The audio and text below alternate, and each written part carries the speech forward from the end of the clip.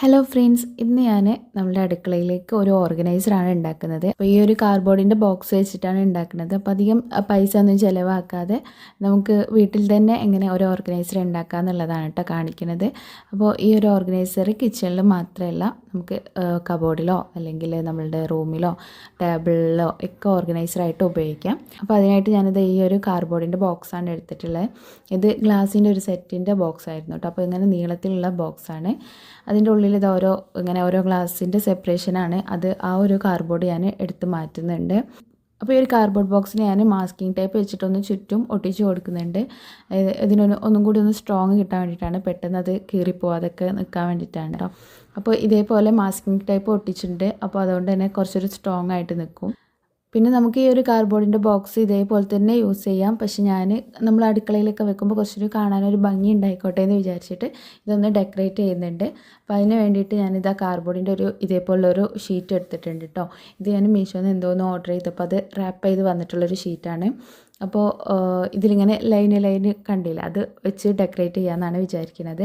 ഇത് ആദ്യം ഇതേപോലെ സ്ട്രിപ്പായിട്ട് കട്ട് ചെയ്യണം. അപ്പോൾ അത് ഞാൻ ആ ഒരു ബോക്സിൻ്റെ ഹൈറ്റിൻ്റെ പകുതി അളവാണ് അതിൻ്റെ ആ ഒരു വീതി എടുത്തിട്ടുള്ളത്.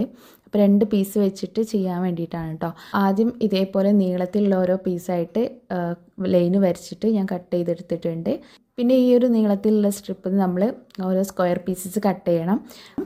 അപ്പോൾ ഇതേപോലെ ഒരേ അളവിൽ നമ്മൾ സ്ക്വയർ പീസസ് കട്ട് ചെയ്യണം കേട്ടോ. ഇതേപോലുള്ള ഷീറ്റ് ഇല്ലയെന്നുണ്ടെങ്കിൽ നമ്മൾ കാർഡ്ബോർഡിൻ്റെ ഒരു മേലെയുള്ള ഒരു ലെയർ നമ്മൾ അടർത്തി മാറ്റിയാൽ കാർഡ്ബോർഡിൻ്റെ ഉള്ളിൽ ഇതേപോലുള്ള ഇങ്ങനെ ആ ഒരു ലൈൻസ് ഉള്ള ഒരു ഷീറ്റ് ഉണ്ടാവും കേട്ടോ. അപ്പോൾ അങ്ങനെ എടുത്താലും മതി. അപ്പോൾ ഇതേപോലെ നമ്മൾ ഫുള്ളായിട്ട് ചെറിയ ചെറിയ പീസസ് ആയിട്ട് കട്ട് ചെയ്തെടുത്തിട്ടുണ്ട്. ഇനി ഇത് നമ്മൾ ആ ഒരു കാർഡ്ബോർഡിൻ്റെ ബോക്സിലേക്ക് ഒട്ടിച്ച് കൊടുക്കണം. അപ്പോൾ അതിനായിട്ട് ഞാനിത് ഒരു പീസ് എടുത്തിട്ട് ഫെവിക്കോൾ തേച്ച് ഒട്ടിച്ച് കൊടുക്കുന്നുണ്ട്. അതിൽ ഒരു ലൈൻ ഉണ്ടല്ലോ, ആ ഒരു ലൈന് ഇങ്ങനെ വിലങ്ങനെയാണ് ആദ്യം ഒട്ടിക്കണമെന്നുണ്ടെങ്കിൽ നെക്സ്റ്റ് പീസ് ഒട്ടിക്കുന്ന സമയത്ത് ആ ഒരു ലൈന് കുത്തനെയായിട്ട് ഒട്ടിക്കണം. പിന്നെ നമ്മൾ ഒട്ടിക്കുമ്പോൾ അതിൻ്റെ അടുത്ത് വിലങ്ങനാണെന്നുണ്ടെങ്കിൽ അതിൻ്റെ തൊട്ടടുത്ത് കുത്തനെ ഒട്ടിക്കുക, പിന്നെ വിലങ്ങനെ ഒട്ടിക്കുക, പിന്നെ അങ്ങനെ മാറി മാറി ഒട്ടിച്ചു കൊടുക്കണം. അപ്പോൾ അങ്ങനെ ഒരു ഡിസൈനിലാണ് കേട്ടോ ഞാൻ ചെയ്യണത്. അപ്പോൾ ഇതേപോലെയാണ് ഒട്ടിച്ചിട്ടുള്ളത്. ഈ ഒരു ബോക്സിൻ്റെ 3 സൈഡിലും ഇതേപോലെ ഒട്ടിച്ചിട്ടുണ്ട് കേട്ടോ. ഇങ്ങനെ മാറി മാറി ഒട്ടിച്ചിട്ടുണ്ട്. അപ്പോൾ ഒരു നല്ലൊരു ഡിസൈനായിട്ട് വന്നിട്ടുണ്ട്. പിന്നെ ഇതിൻ്റെ ഒരു സൈഡ് ഞാൻ ആ ഒരു സ്ട്രിപ്പ് ഇങ്ങനെ നീളത്തിൽ കട്ട് ചെയ്തിട്ട് ജസ്റ്റ് അങ്ങനെ ഒട്ടിച്ചതാണ്. നമുക്കിപ്പോൾ ഈ ഒരു ഡിസൈന് ഒന്ന് മാറ്റി കാണണമെന്നുണ്ടെങ്കിൽ ഈ ബോക്സ് നേരെ തിരിച്ച് വെച്ചാൽ നമുക്ക് അങ്ങനെ കാണാം. പിന്നെ ഈ ഒരു ബോക്സിൻ്റെ ഉള്ളിലേക്ക് നമ്മൾ ആദ്യം എടുത്ത് മാറ്റിയിട്ടുള്ള ആ ഒരു കാർഡ്ബോർഡിൻ്റെ പീസ് ഉണ്ടായിരുന്നല്ലോ, അത് ഇതേപോലെ ഇങ്ങനെ നിവർത്തി വെച്ച് കൊടുക്കുന്നുണ്ട്. അടിഭാഗം കുറച്ചും കൂടി സ്ട്രോങ് ആയിട്ട് നിൽക്കാൻ വേണ്ടിയിട്ടാണ് കേട്ടോ. ഈ ഒരു ഓർഗനൈസർ ഞാൻ ഉണ്ടാക്കിയിട്ടുള്ളത് നമ്മുടെ ഗ്യാസ് അടുപ്പിൻ്റെ അടുത്താണ് ഓയിൽ, വെളിച്ചെണ്ണ, നെയ്യ് അതൊക്കെ വെക്കാറുള്ളത് കേട്ടോ. അപ്പോൾ അതിൻ്റെ അടിഭാഗത്ത് അതിൻ്റെ ആ ഒരു മെഴുക്ക് എത്ര തന്നെ നമ്മൾ ശ്രദ്ധിച്ചാലും അതിൻ്റെ ആ ഒരു മെഴുക്ക് ഉണ്ടാവും. അപ്പോൾ അതിങ്ങനെ കൗണ്ടർ ടോപ്പിൽ ഇങ്ങനെ പരന്നെടുക്കുമ്പോൾ ആകെ വൃത്തികേടായിരുന്നു കേട്ടോ. അത് തുടയ്ക്കുമ്പോൾ ആണെങ്കിലൊക്കെ ബുദ്ധിമുട്ടാണ്.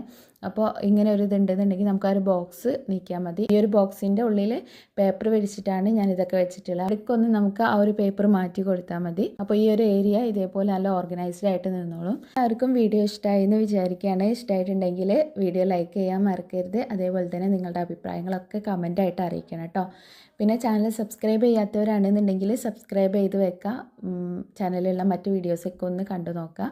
എല്ലാവർക്കും ഒന്ന് ഷെയർ ചെയ്ത് കൊടുക്കുക. അപ്പോൾ അടുത്തൊരു വീഡിയോ ആയിട്ട് വരാം. ബൈ.